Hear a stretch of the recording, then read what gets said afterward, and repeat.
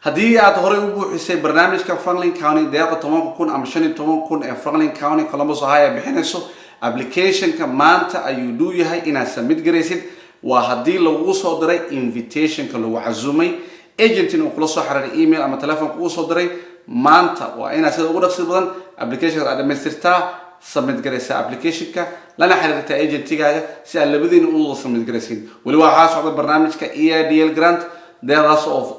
federaalka ah meel walba Mareykan ah 10,000 ama 15,000 lagu bixin laguna talagalay small businesseska in la siinayo ama self employed ka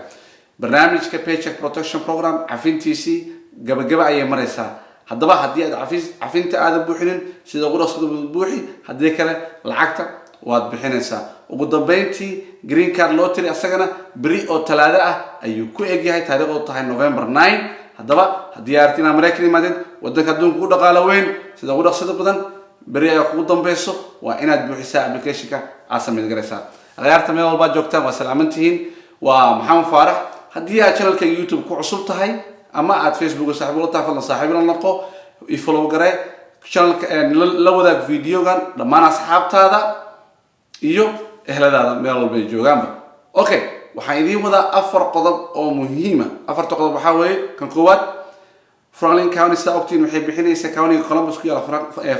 Franklin County 10,000 ama 15,000 lacagta waxaa loogu talagalay minority small business owners ama self employed dadka ah oo keligooda barnaamijkan wuxuu socday ugu yaraan hal bil maanta ayaa ugu dambeysay in application kala submit gareeyo haddii invitation lagu soo diray agent uu kula soo xiriiray waa inaad ugu dambeyn maanta applicationka aad submit garaysaa isla submit garaysan adiga agentiga lagu soo xiriiriyay email aad ku soo diray telephone la xiriir applicationka dir caawa 11:59 p.m.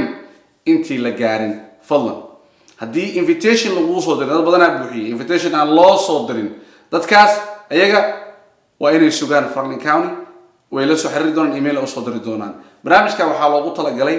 in dhaqaalaha COVID-19 uu saameeyo 25% reduction ama inaad qasaartay 25 criteria waa 25% reduction inaad qasaartay taxiga 2019 iyo 2020 markii la isku eego haddaba haddii aad applicationka submit garanin oo lagu soo diray invitationka waa inaad maanta submit garaysaa qodobka labaad idinaha waxa waaye barnaamijka caanka ah ee paycheck protection program barnaamijkan oo small business la siinaya lacag $10,000 oo lagu taakuleynayay cafintiisi waa inaad buuxisaa sida ugu dhaqsida badan haddii kale lenderada aad ka qaadateen lacagta wuxuu idin saaranayaa ribo wuxuuna bilaabayaa inuu idin ganaaxo sanadka intuu dhammaan buuxiya sida ugu dhaqsida badan waa inaad ka jawaabtaa emailada lagu soo diray si lacagtan lagu cafiyo SBA ku cafiso waa inaad sida ugu dhaqsida badan cafis aad dalbataa si lacagta aad qaadatay ama aad cuntay ama businesskaaga aad ku taakuleysay si loogu cafiyo paycheck protection program 1 waxaa la bixiyay 2020 2na waxaa la bixiyay 2021 haddaba fadlan ka faa'iideysta cafinta buuxi haddaadan wali buuxin qodobka saddexaad isagana green card lottery wuxuu ku eg yahay November 9 2021 oo beri ah 50,000 oo qof ayay Mareykan rabaan caalamka rabaan 100,000 oo qof ayaa buuxisay beri oo kaliya ayaa ugu dambayso due date-ka waa beri 9 ah haddii aad rabtid inaad Mareykan imaadid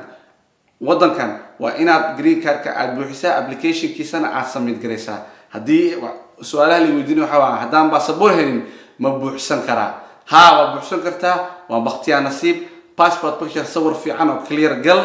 aqoontaada sheeg haddii high school tahay haddaad aqoon lahayn oo 2 sano xirfad leedahay sheego haddaad jaamacad ka baxday sheego waa baqtiyaa nasiib dadkii buuxiyo oo la siiyo ku guuleysto May 7 2022 ayaa loo sheegayaa email ayaa loo soo dirayaa ka bacdi 2023 insha Allah ayaa waxaa la keenayaa Mareykan wadanka adduunka ugu dhaqaalaha weyn aan dhamaanteen jecelnahay qodobka ugu dambeeyo ee afraad aan rabay inaan idin sheego waxa wali waxaa socdo barnaamijkii caanka ahaa ee SBA disaster ama loo yaqaano EIDL grant dhammaan Mareykanna ku socdaa haddii aad leedahay small business ama aad tahay self employed sida Uber driver taxi driver truck driver daycare ka shaqeysid home health care ka shaqeysid aad qaadatay 1099 2019 taxigaaga uu ka badan yahay 2020 uuna ku saameeyay COVID-19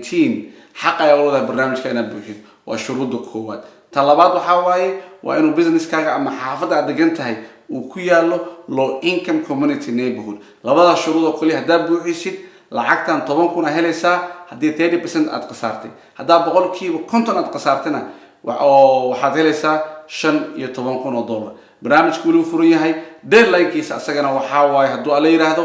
December 31 2021 waa sanadkan ku jirno $100 milyan ayaa taalo dad qaataa la yahay وهذا تنان هيستي 2019 2020 زيب كوركا كان وياه لو إنكم كوميونيتي نيبرهود طبعا يشانكون الضرر يقطع أفضل كوها يعني فضلا بوحسو ونانتكي فضلا كفى إذا أفرتم برنامج وفرالين كاوني طبعا كنا مشان طبعا كون وما تقدم بس ناس سميت جريسيد هدي إنفيتيشن لبوسه درا لو عزومي هدي لبوسه درا إسكسو EIDL جراند وأسرعنا طبعا كنا تونيشان كنا دو ديدلاين كيسا وديسمبر 31 2021 السنة كان طبعا مشان طبعا أيام الصينية هذا أقلنتد أما بيزنس لا هي مجال بيزنس أما عاد هي مجال عاد كل يوم بيزنس كل سيدة محمد فارح وكله حق أيام أقول هذا هاي أسرعنا بحسه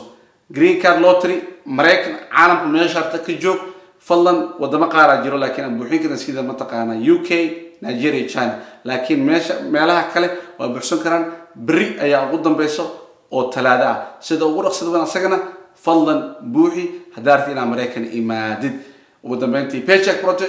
paycheck protection program أسجنا وأنا عفيز البطا هديك له ربع يا لو صارنا يا لعكتي لو سينا السوق على يا لوليه هاي ويحل لي لو قطر قال ويندو لو قطر قال أفرنا ماذا بحسن وأنا محمد فرح أو إذا كجت تغيو أمان الله